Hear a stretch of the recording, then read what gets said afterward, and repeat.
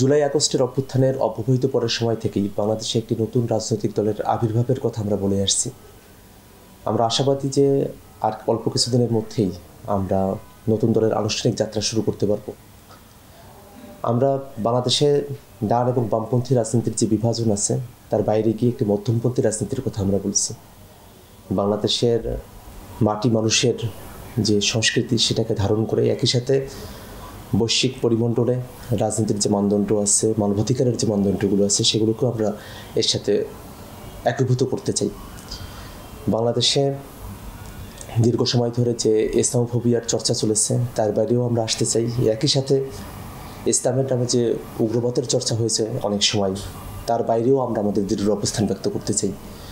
বাংলাদেশ দিল্লির আধিপত্যবাদ মুক্ত থাকবে, হিন্দুত্ববাদের কবল থেকে মুক্ত হবে, কলকাতার হেজিমনি থেকে মুক্ত হয়ে বাংলাদেশ সগৌরবে বিশ্বের বুকে মাথা উঁচু করে দাঁড়াবে, এমন একটি রাজনীতি আমরা নির্মাণ করতে চাই।